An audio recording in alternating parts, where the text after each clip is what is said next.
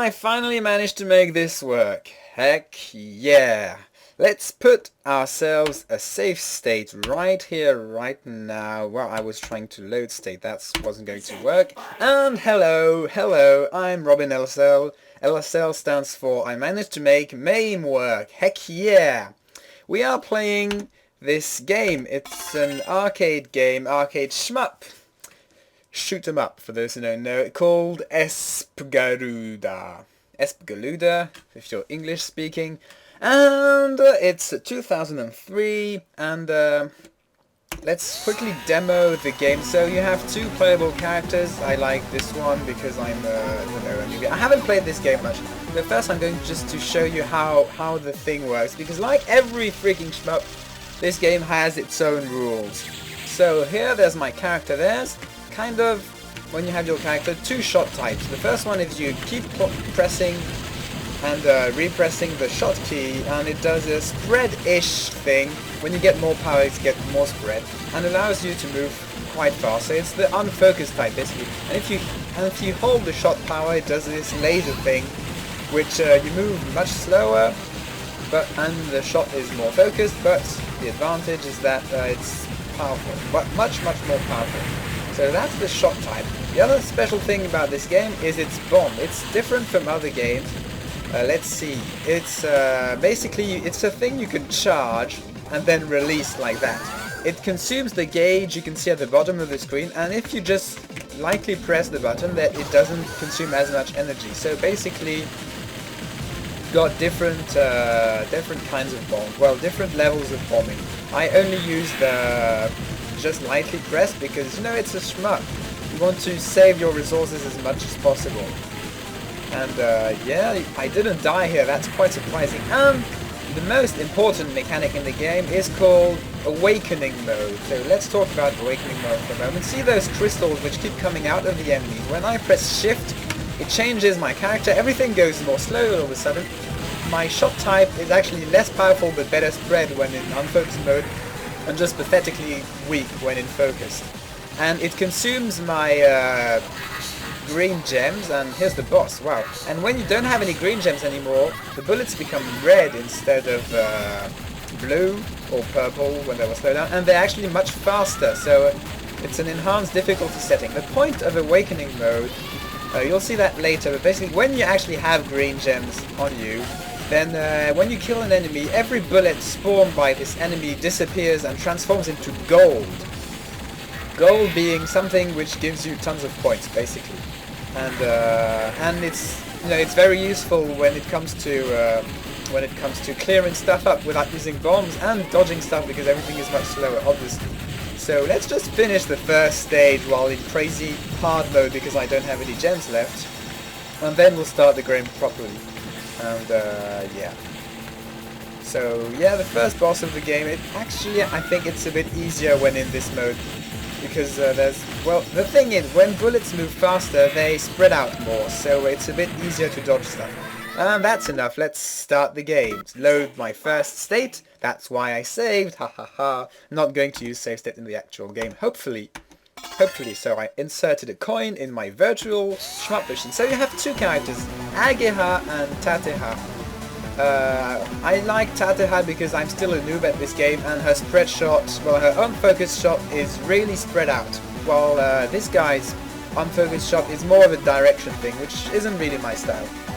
So maybe when I'm better at this game I'll choose him, but for now I'm fine with Tateha. Yeah, and yeah, I forgot to mention, when you go into Awakening Mode, you change your gender. So Ageha is a girl, but she becomes a boy in that mode, etc. So the plot of this game, I don't really know much. There's the kingdom of Shinra, which is ruled by queens with like weird psychic powers, probably just Awakening Mode actually. And the king all of a sudden became evil, and he tried to capture us. We're the prince and princess. And like he was trying to kill us at the beginning, but then there's I think the character which was killed by the guards at the opening thing, you saw it twice, I'm not going to show it again, is actually your uncle for some reason. And yeah, he got killed, poor guy. And that's about all I know. The evil king's name is Jackal, and stuff happens, and we just play the game. And so yeah, if you like scoring, then you want to, especially when this mid-boss or bosses, since they have life bars, you can know to activate Awakening just at the exact last moment, so that you can get lots of gems, lots of gold, sorry, without spending too many gems. You lose gems for any time spent in Awakening mode, and the bigger the enemy you kill, the more gems you lose, I think. Something like that. Not completely sure about the details, but I think it's something like that. And we're about to reach the end of the stage, and well, the first stage is really easy, and this game in general isn't really hard at all. I haven't practiced much for this LP, I'll be honest. I have 1cc the game once. That was actually without using the bomb key as well. Even though, I forgot to mention that important thing. While in Awakening mode, you auto-bomb if you get hit. Though it costs more than the light tap on the bomb button, it still is nice to have, let's be honest. Let us be honest and say it using words in the English language. And for this part, I like just using Awakening so that you don't have to dodge in the tight corner thing. But actually it's really easy, because in this game, I haven't talked about that. So much stuff to talk about. Yeah, use Awakening mode here. Your hitbox in this game is the most ridiculously small thing possible. There's some really weird Angrish plot stuff, and we move on to stage 2, because really, who cares about Angrish and who cares about the plot? Yeah, your hitbox, it was actually shown in the demo thing, which I just skipped every time because of our demos. And it's amazing what happens, and I think it's a bit cheap, because at times there you think that you're not going to dodge stuff and you actually dodge it, and it happens really often. I said often for some reason, even though I'm not the kind of person who uses often. And you max your gems at 500 and you max your gold at 1000. And when you have max gems, then enemies you kill just drop gold instead of gems, I think. And when you max gold, you get lots of points, I guess. And also, during bosses, you lose your gold as time passes. So, basically to motivate you to still use Awakening mode properly. Whoops, almost. And there's our mid-boss for stage 2. I'm absolutely not talking about the stages. Sorry about that. This game is a shmup and it's pretty short, and I'm doing it in one go, so obviously, let's not forget that.